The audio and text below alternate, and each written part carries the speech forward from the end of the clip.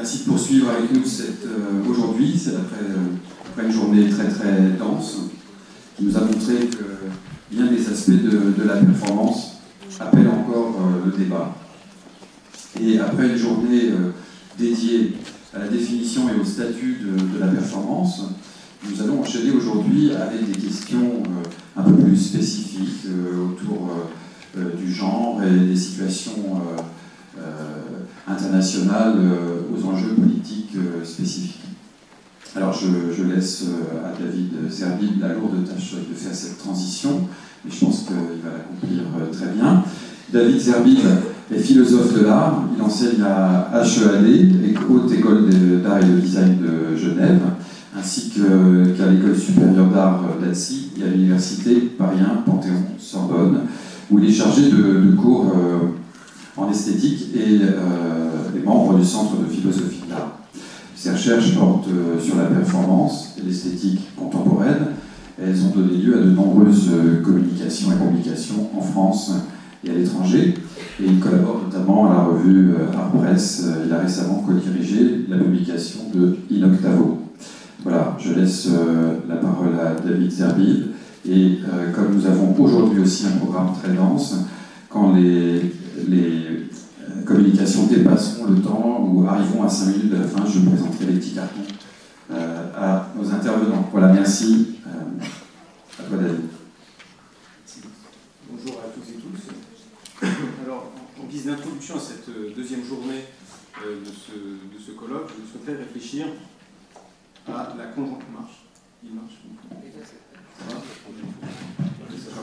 Parce qu'hier, les votes trop proches du micro. Ça va? C'est bien. Donc je souhaiterais, en guise d'introduction et de transition en fait, entre ces deux journées, réfléchir à la conjonction de deux tendances qui concernent le champ du discours et de la pratique de la performance aujourd'hui. Et ces deux tendances regroupent à grands traits, disons, un peu la segmentation des deux journées.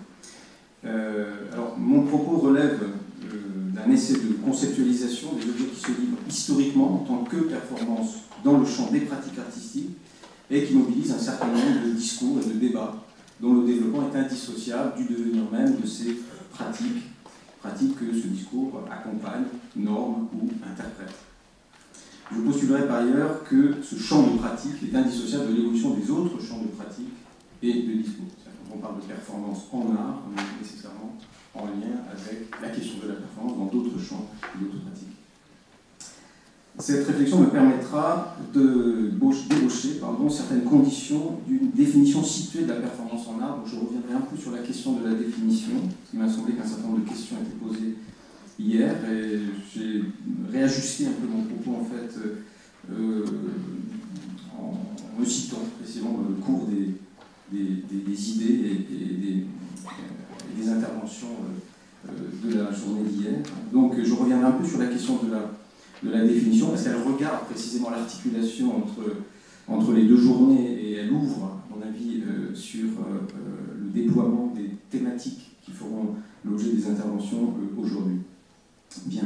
Donc, élément d'une définition située de la performance en art, j'entends par là, située dans un contexte de pratique, mais aussi située dans un contexte concernant la performance au-delà de l'art. J'insiste sur cet aspect.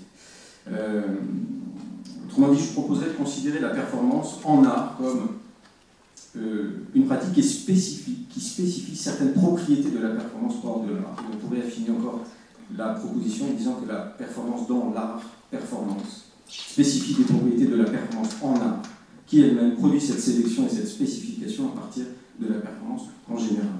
Ce que j'entends par la performance en général, je me reporte à une définition très nominale, renvoyant à l'accomplissement d'un acte, à l'effectuation d'une action qui produit un résultat, qui délivre un rendement utile négatif.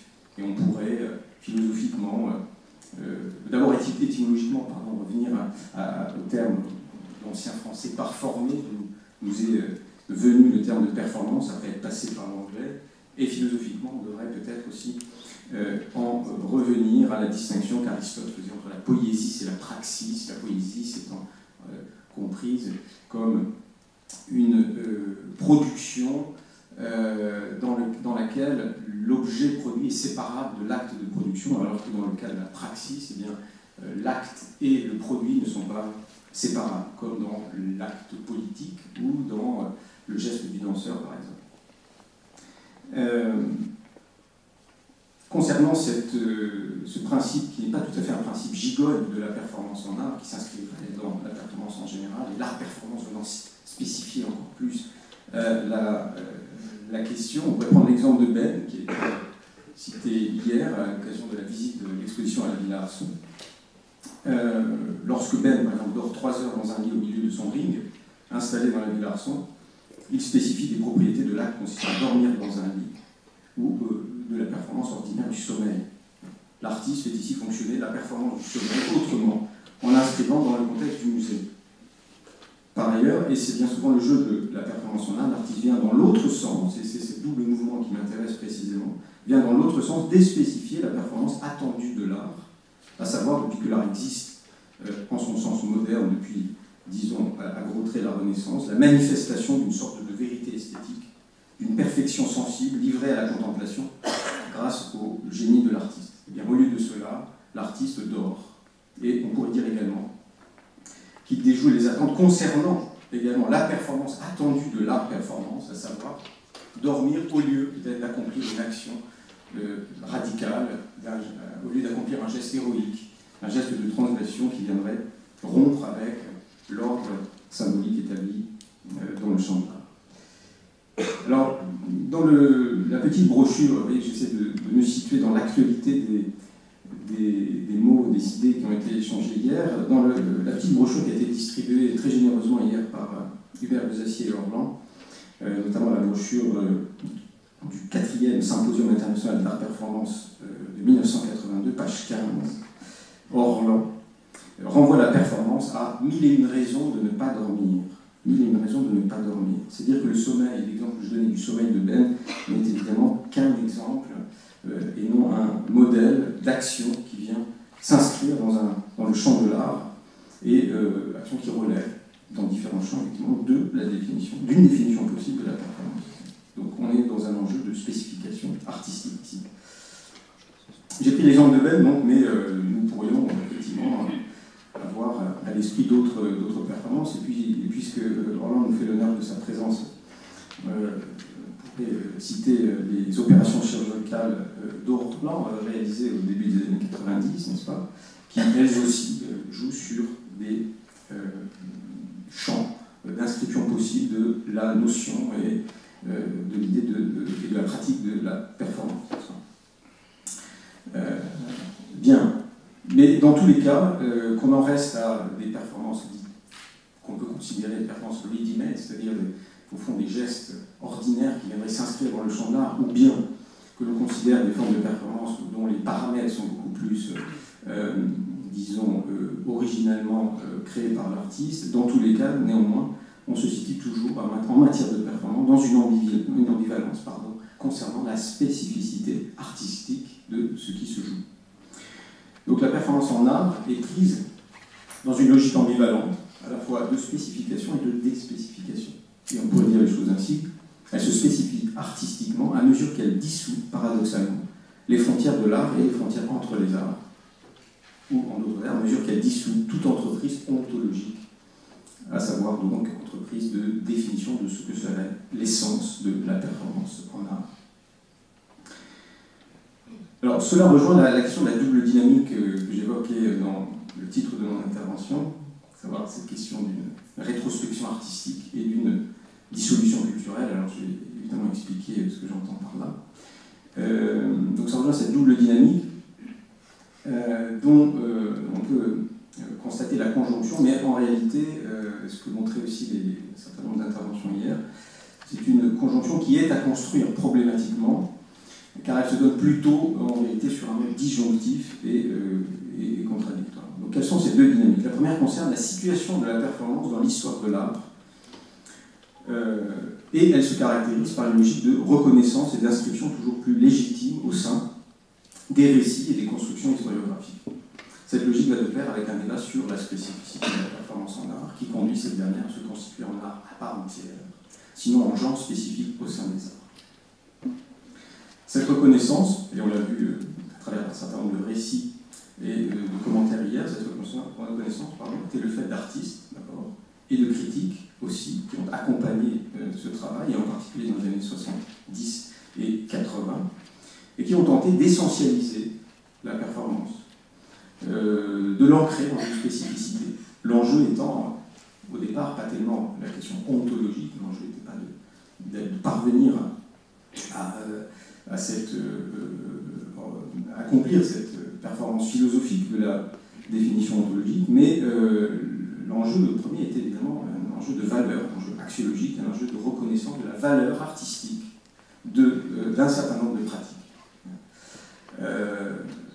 Donc, cette entreprise a été conduite, et en partie avec succès, puisque, évidemment, aujourd'hui, nous sommes les héritiers, au fond, de cette entreprise, ce processus de reconnaissance qui, malgré les aléas et les flux et les reflux qui ont été évoqués hier en matière d'actualité de la performance, en matière, disons, plutôt de présence de la performance à la surface des pratiques les plus visibles, quels que soient donc ces flux et ces reflux, la performance est ancrée à part entière dans le champ des pratiques artistiques reconnues. Évidemment, cette condition est toujours fragile, mais on peut arguer du fait que un certain nombre de bases ont été posées à cet égard. Bien. Donc il s'agissait de défendre la valeur et l'efficacité, surtout de la performance en art. Et je voudrais, pour remettre, il a été question d'un certain nombre d'acteurs, de revues qui correspondent à cette période, disons, de construction de la légitimité de la performance en tant que telle dans le champ de l'art. Notamment, il a été question de la revue Artitude, et je voudrais citer simplement pour, non pas dans un but simplement comme ça historiographique, mais plutôt dans un enjeu, disons, de mise à jour des termes d'une problématique. Je voudrais citer la manière qu'avait François Pluchart de parler du travail de Michel Journiac. Et on va voir comment cette manière d'aborder la performance de Michel Journiac. Alors non, là c'était un retour. Là, je proposais un retour historique que je n'aurais pas le temps de faire en me servant de quelques éléments d'une proposition que j'avais faite à Éric Mongeon lors du printemps de septembre 2010 à Toulouse, à son invitation, exposition documentaire historique sur la performance qui s'intitulait « Ceux qui performent ». Et la visite de l'exposition hier m'a remis à l'esprit un certain nombre de ces enjeux de présentation documentaire de la performance à partir d'éléments qui ne sont pas des œuvres, en fait. Mais je passe là, en fait, sur cette histoire qui intéressera peut-être Michel Giroux, puisque c'était un élément concernant Alfred Jarry, et donc des sources très, très, très, très anciennes de la performance. Mais je vais devoir passer, en fait, cette étape, et je cherche Michel Journiac qui... voilà. Les termes dans lesquels François Pluchart parlait du travail de Michel Journiac dans la revue Combat en 1968. L'être humain, il voulait le saisir au-delà de son apparence épidermique, dans la totalité organique de ses viscères. Un an plus tard, Pluchart louait la vérité du vécu, l'efficacité perturbatrice, l'acte artistique profondément novateur, et le geste créateur qui entrait, disait-il, dans l'une des plus grandes mutations de l'histoire, en atteignant, et c'est la formule que je retiens le plus, en atteignant au geste absolu, et au geste absolu efficace pour tous. Bien. Le geste absolu étant Messe pour un corps, cette performance de Michel Journiac de 1969 dans laquelle l'artiste invite le public à communier avec son propre sang en faisant ingérer au public du boudin réalisé, mais le public l'apprendra plus tard avec son propre sang. Donc geste absolu et geste absolu efficace pour tous. On reviendra sur ce qu'implique une telle approche dans toute définition de la performance. Donc cette logique de reconnaissance a mis plusieurs étapes, celle qui a consisté, je l'ai dit, dans les années 70-80, à construire la catégorie de la performance et la catégorie d'art-performance, qui est encore une question spécifique au sein de la question de la performance en art. Donc c'est ce moment des années 80 qui a occupé une partie des interventions hier. Alors la particularité de cette élaboration, qui a produit des textes aussi historique qui a constitué des archives et des formes de théorisation, c'est que les auteurs de ces théorisations, de ces discours, de ces pratiques de légitimation étaient des acteurs de cette histoire, des acteurs qui devenaient des archivistes, des formes d'historiens, de manière selon un mode très singulier et particulier, comme l'a montré notamment Arnaud Lavelle-Rojoux avec l'acte pour l'art, n'est-ce pas? Donc ces acteurs, ces regards, ces auteurs de discours avaient un lien organique avec les formes qu'ils analysaient et qu'ils cherchaient à comprendre et à légitimer. Or, ce à quoi nous assistons depuis une dizaine d'années modifie évidemment la perspective. Et on pourrait nommer l'enjeu contemporain, disons, du regard aussi bien historien que critique sur la performance, on pourrait le qualifier de phénomène d'assomption historiographique. Ce que j'entends par là, c'est simplement le fait qu'il y a, de la part de la performance elle-même, une tendance désormais à assumer une histoire à distance des faits qui l'ont constituée. Alors la démarche est complexe car de gestes engagés originellement pour rompre avec l'histoire des arts identifiés comme tels, la performance, après s'être vue progressivement indexée à une catégorie de pratique artistique et même reconnue comme art à part entière, se trouve à présent en tant qu'art confronté à sa propre histoire, au point que la performance constitue, le terme a été utilisé hier, c'est un terme qui n'est pas évident, mais constitue un répertoire de formes, un répertoire de gestes, un répertoire d'actions qui peuvent être réinterprétés, rejoués, remis en scène et recontextualisés. Alors, ce que j'ai nommé rétrospection artistique indique ce mouvement prenant résolument à sa charge sa mémoire ou son histoire, la performance invente des modalités de rapport à cet héritage, notamment dans ses rapports à l'archive, dont il est question pendant ces 2 jours.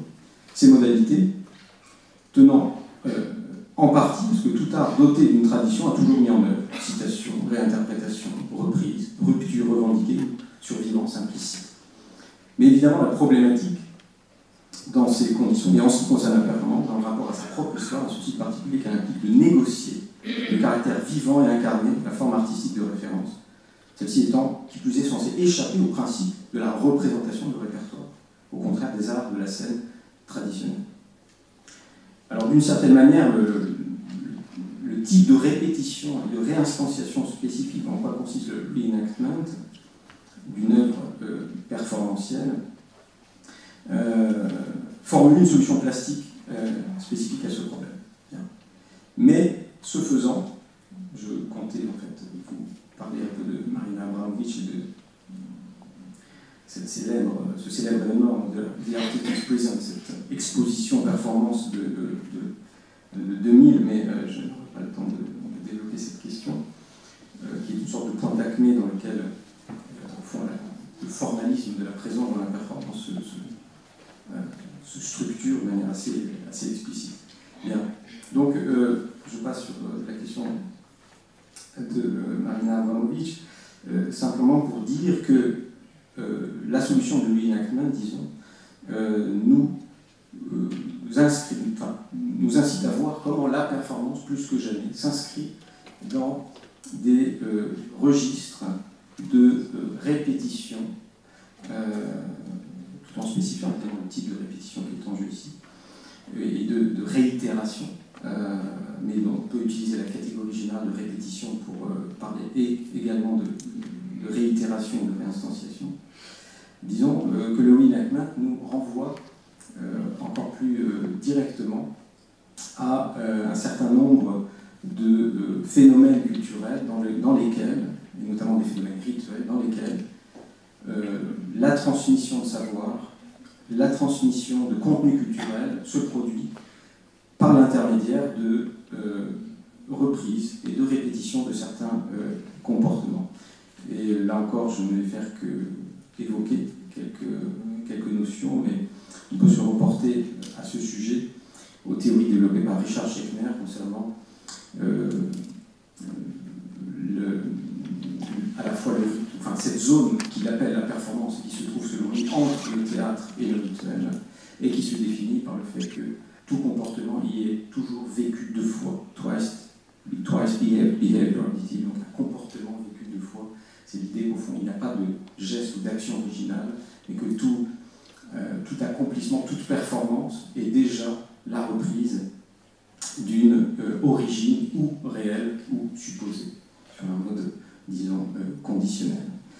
Et il semblerait, mais c'est quelque chose, évidemment, que je n'aurai pas le temps de développer ici, donc que le reenactment se mette en rapport avec ce régime général de la répétition culturelle, tel que le rituel et le théâtre l'ont évidemment plus explicitement développé. Alors évidemment, la question, bien sûr, c'est de savoir quelle est la spécificité de ce type de répétition, quelle est la spécificité du reenactment par rapport à d'autres formes de réitération de contenu, de réactualisation du contenu culturel.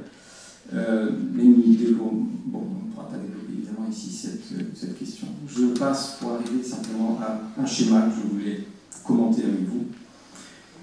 C'est un schéma que j'appellerais le carré magique de la performance. Pour les besoins, disons, de la synthèse et le manque de temps, bon, je partirai simplement d'une sorte de schéma à quatre paramètres qui, selon moi, est le point de départ pour parler, entreprendre, disons, une définition de la performance, c'est un des éléments en tout cas. Partir de ces éléments qui ont constitué historiquement dans le champ du discours des éléments constitutifs de cette pratique et des éléments constitutifs de sa spécificité dans le champ des arts. La question de la présence, bien sûr, qui, là je vais passer très très vite, qui s'est historiquement constitué en rempart et en opposition aux enjeux de la représentation, à l'idée que l'art se joue non pas dans des significations référentielles, où les formes renvoient à une vérité ou une idée qui pourrait exister en dehors d'elle, mais les choses s'accomplissent dans l'ici et le maintenant, et tentent d'approfondir l'effectivité et l'efficacité de la présence. Donc je ne développe pas ce point bien. Il faudrait un certain nombre de développement. La question du corps, bien évidemment, qui revient toujours dans les enjeux des discours sur la définition de la performance. La matérialité du corps, là encore, venir contrecarrer toute entreprise de distanciation de l'art et de la vie en particulier. Enfin, la singularité, c'est l'idée que ça n'arrive qu'une fois, la performance n'a lieu qu'une fois, et puis disparaît. Et à jamais, tout ce qui demeure après elle ne sont que des traces, des documents qui indexent la performance, mais qui en aucun cas ne peuvent contenir sa nature. Et enfin, la question de la transgression, qui est l'élément, un petit peu l'effet visé, et la valeur cardinale, au fond, pour toute une série de pratiques d'avant-garde, dès que, évidemment, jouer sur présence, corps et singularité de l'acte, c'est nécessairement engager une rupture avec un certain régime institué de la production artistique et de la production de sens, et bien sûr mettre en jeu aussi un certain nombre de pouvoirs qui est indexé à ces modes de représentation traditionnels. Bien. Alors, mon ambition était en fait de montrer que pour ces 4 points, la situation contemporaine de la performance pose problème. Et inversement, au vu des pratiques contemporaines, ces 4 éléments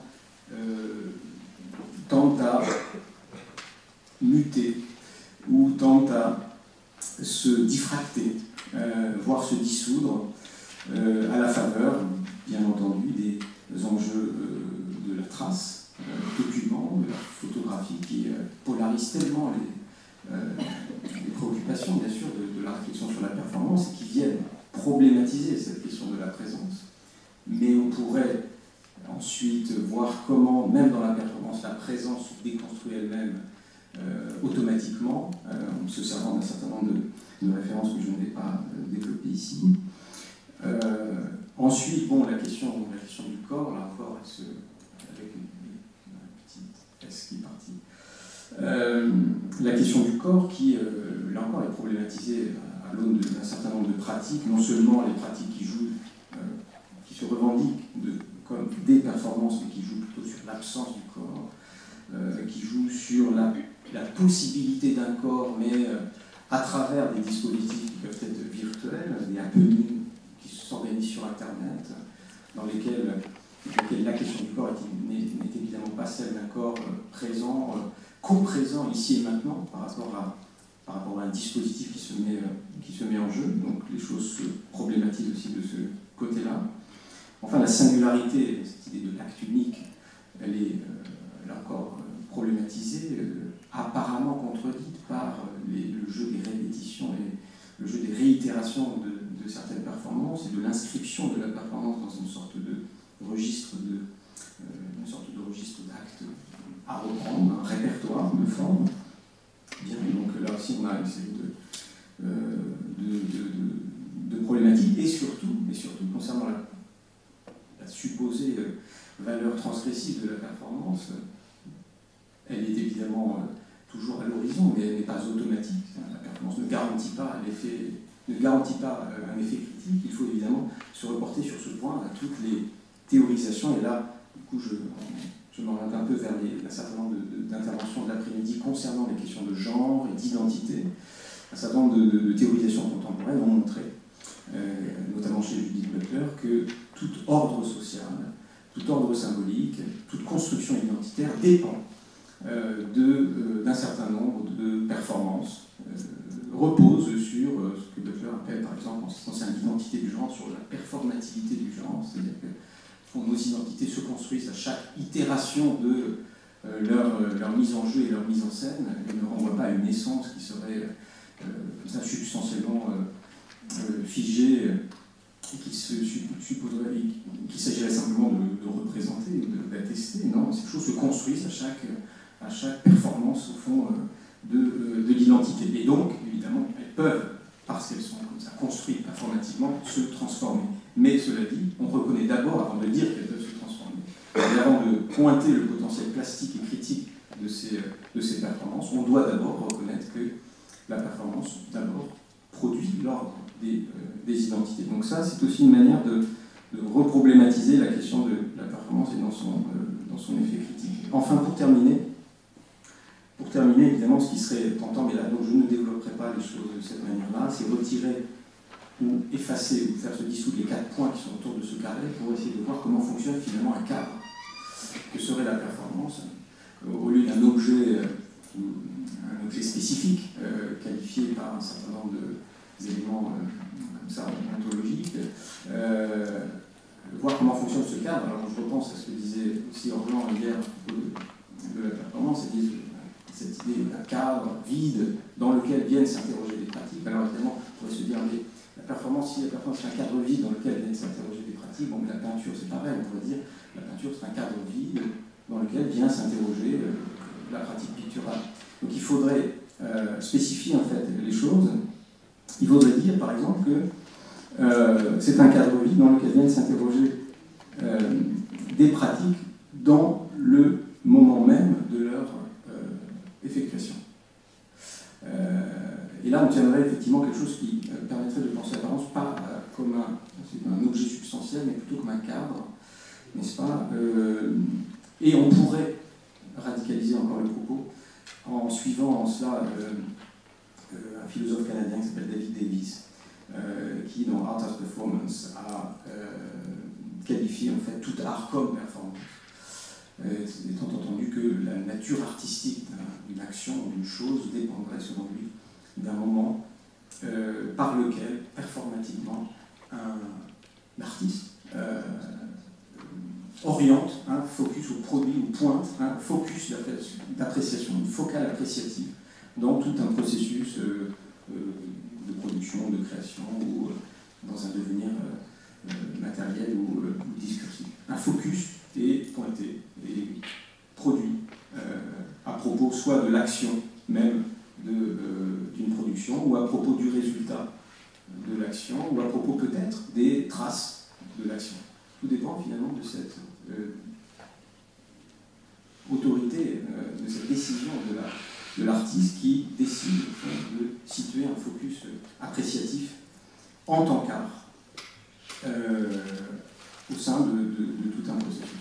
Alors je ne suivrai pas complètement David Davis sur tout son raisonnement, dans la mesure où il a tendance comme ça à voir ce point focus de la perception comme un point très centralisé et tout à fait unique. Or, ce qu'on observe, c'est que précisément, c'est peut-être là un des enjeux de la performance contemporaine, c'est de voir comment ce cadre, celui de la performance, devient une focalisation sur l'interrogation des pratiques dans le moment même de leur effectuation et comment cette focalisation est sujette immédiatement à diffraction.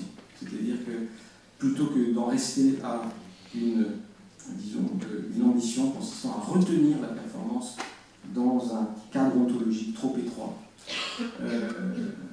au lieu donc de retenir la performance dans un cadre ontologique trop étroit, au lieu également de la laisser se dissoudre dans disons,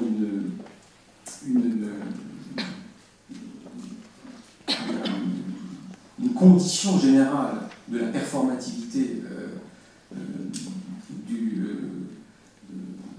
performativité généralisée, comme l'expliquait Jean-François Letard, du savoir et des pouvoirs. On pourrait dire simplement que là on rejoindrait les phénomènes de spectacularisation à l'œuvre dans la société à une grande échelle. Donc plutôt que de voir la performance se dissoudre dans cette condition-là, il faudrait plutôt, donc, entre ces deux pôles, essayer de définir et de situer, d'apprécier les conditions selon lesquelles la performance peut produire des points multiples et diffractés d'intensité esthétique qui donc échapperaient à la fois à cette fixation qui contredit les enjeux contemporains des pratiques et qui échapperait en même temps à la dissolution spectaculaire. Donc pensez la diffraction, la multiplication et la transmission de ces points d'intensité, de ces points de focalisation, qui met en jeu précisément la transmission et la relation entre des actes et des reprises et des interprétations. Intensité qui est liée à quoi? L'intensité qui est liée simplement au fait que c'est ce que l'art nous a appris au XXe siècle, que l'attention à un acte, à un geste ou à une situation est toujours susceptible de transformer la conscience. Merci. Merci beaucoup.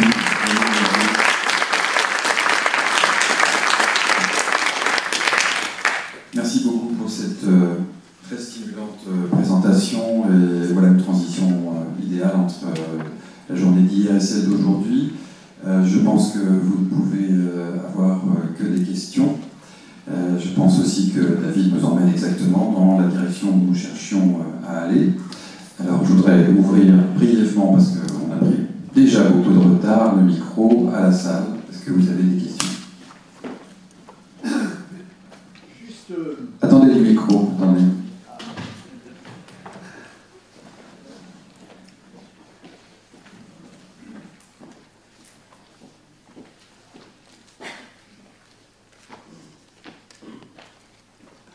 Oui, merci. Petite fantaisie pour prendre au sérieux votre image de la diffraction à la fin.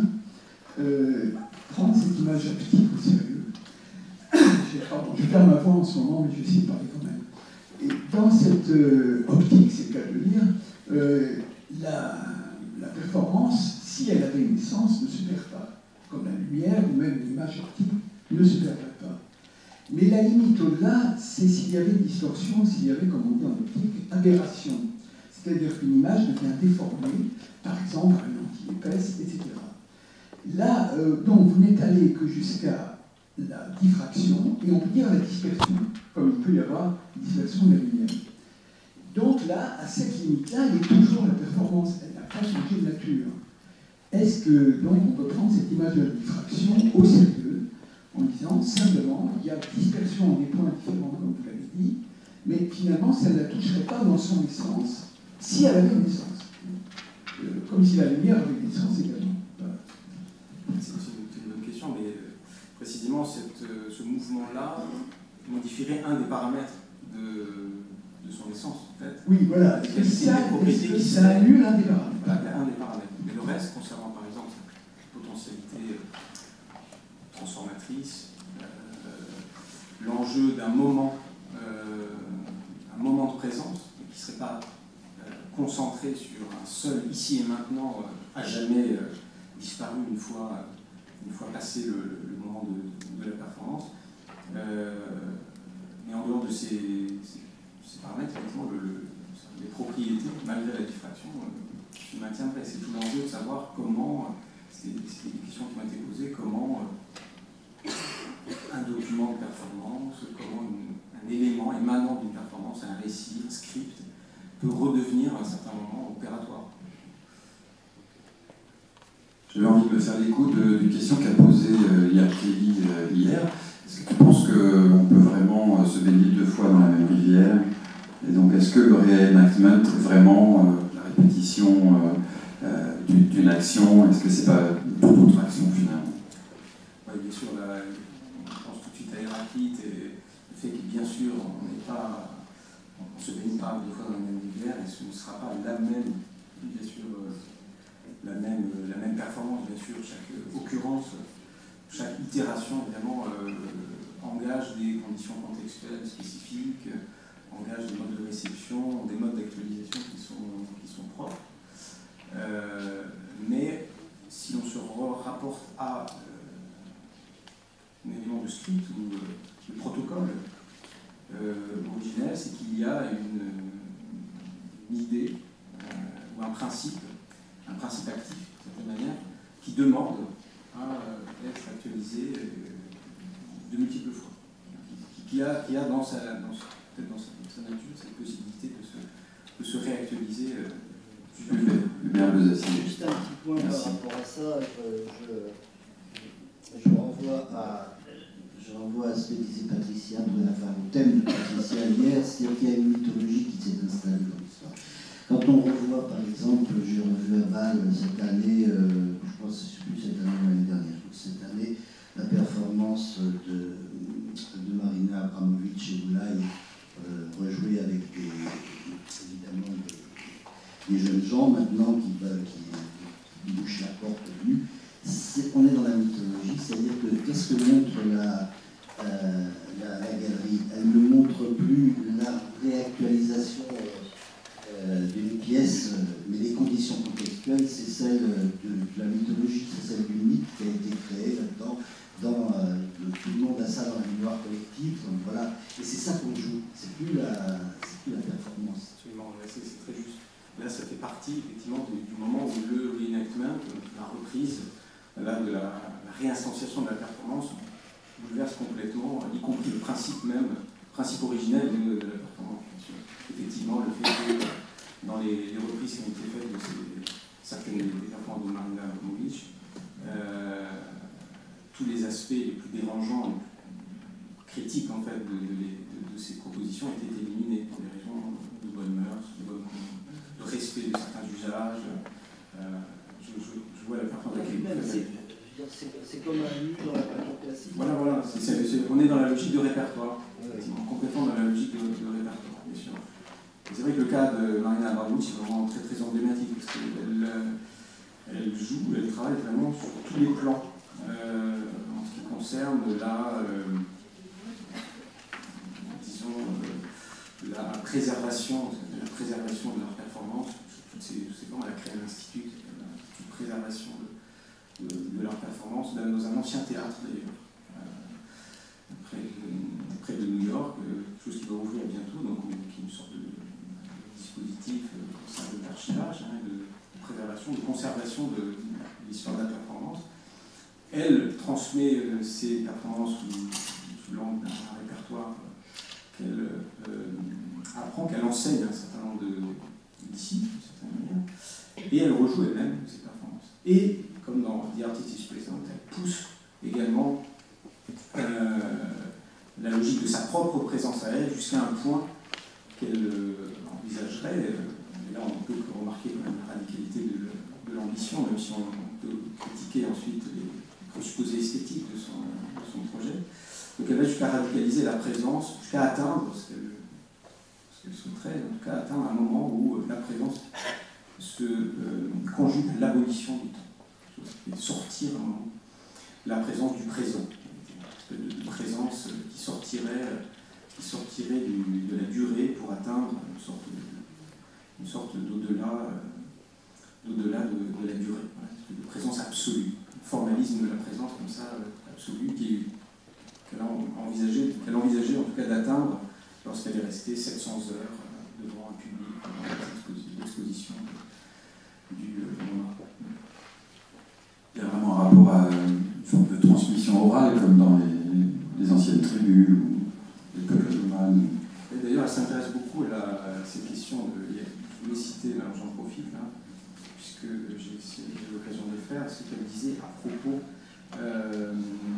pour préparer en fait ce type de travail, et la performance originelle de consistant à sa présence face à Hubert, qui s'appelait Conjonction, qui, mon souvenir est bon. Alors en 98, elle expliquait au sujet de l'impression que lui avait laissé, l'impression puissante que lui avait laissé un mystique indien revenu d'un séjour d'une année dans une grotte. Elle disait ceci, qu'il y avait effectivement le lien à la transmission rituelle. Alors évidemment, elle ne connaissait pas le rituel tout le temps, elle ne connaissait pas le contenu du rituel. Elle s'est intéressée uniquement à la forme de la présence de ce mystique indien qui sortait de la grotte après une année. Elle disait ceci dans un entretien. Simplement par l'énergie de la performance qui se trouve dans mon travail, je pense pouvoir produire ce genre d'effet. On voit quel est l'enjeu ici. Une espèce d'efficacité extrême d'une présence pure qui rejouerait certaines formes rituelles, mais dont on aurait vidé le contenu culturel pour ne garder que la forme. Mais au fond, ça rejoint un peu toute une histoire de la peinture, n'est-ce pas, c'est à puiser des énergies et des forces dans des arts traditionnels pour en extraire simplement une efficacité qui ne résiderait que dans l'aspect formel. Une dernière question à droite. Je pense que vous avez touché la question que j'aurais voulu poser, la question de savoir à propos de l'immolation des moines tibétains. Ça, c'est une performance qui a une signification sur un terrain complètement différent. Hier, Orlan parlait à propos de la calligraphie. Je pense que la question, c'est tantôt sa performance, tantôt Ben, ou même Jean Cage. Si Jean Cage essaie d'aller vers la dissolution de l'ego, parce que la question, c'est là où se trouve transgression. La dissolution, multiplication, indifférenciation entre son propre ego et l'autre. Si on compare avec toutes les performeurs en Occident, en ce moment depuis 80 ou 70, c'est une méthode, c'est un processus de régler la question de l'ego. Je pense que c'est très important. Si l'art de performance a un sens en tant que tentative de dissolution de justement cette érotisation ou alors cette l'auraïtisation, en allant vers la multiplication et la dissolution, c'est contradictoire et paradoxal parce que beaucoup de performeurs, au contraire, voient par la répétition, on ne peut pas, ils ne vont pas jusqu'à la limite, Orlan est allé jusqu'à très loin. Mais c'est le franchissement, où se trouve la limite? C'est la question de la vie et de la mort. Et chez certaines artistes ou non-artistes en Asie, toujours, étant donné l'art, c'est avant tout l'art gestuel, faire la calligraphie comme qui a soulevé, c'est tout naturel, c'est comme manger la baguette. Maintenant, la question est de savoir encore une fois, comment situer, à l'heure actuelle, qu'est-ce que vous pensez d'immolation chez les Tibétains par rapport à la question de l'ego, identification, etc. Est-ce que vous arrivez à saisir le sens? Est-ce qu'on arrive à l'écrire? Est-ce qu'on arrive à... Voyez-vous? La question de l'immolation par rapport à la constitution de l'ego. Là où se trouve le en quoi le fait de c'est s'immoler est constitutif la possibilité d'immolation serait d'une certaine manière la possibilité du suicide et la garantie de l'existence d'un sujet. Non, c'est pas ça. Il n'y a pas de... Je me suicide, donc je suis. La question, c'est que, justement, on parle sur un autre terrain, sur un autre univers. Il n'y a pas d'identification entre le sujet et l'objet, mais c'est indifférenciation. C'est-à-dire que cette indétermination. Mais c'est pas fait du tout dans un milieu esthétique. C'est pas fait du tout dans un milieu esthétique. C'est pas les mêmes tenants, pas les mêmes Justement, c'est pour ça que c'est comme quand on me parle de Michael Jackson par rapport à ce que j'ai fait. Il ne le faisait pas en tant qu'art. Il ne le faisait pas en tant qu'art. C'était ce qu'il faisait sur scène qui était son art. Donc c'est exactement comme comparer un peintre en bâtiment et puis un peintre qui fait des monochromes. Un peintre en bâtiment, c'est pas la même chose que quelqu'un qui fait un monochrome. Et ça ne dit pas les mêmes choses et pas au même endroit et pas pour la même raison. Je vous propose qu'on enchaîne parce qu'on est déjà très en retard. Et donc, nous allons passer à Calliope, à la présentation de Calliope Papadopoulos. Elle est docteure en sociologie et pianiste.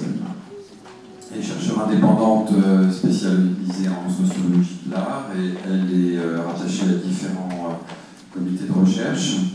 Elle a publié dans différentes revues de sociologie de l'art. Je passe la parole donc à Calliope Papadopoulos et son titre s'étend Gender et politique, le traitement de la performance par des artistes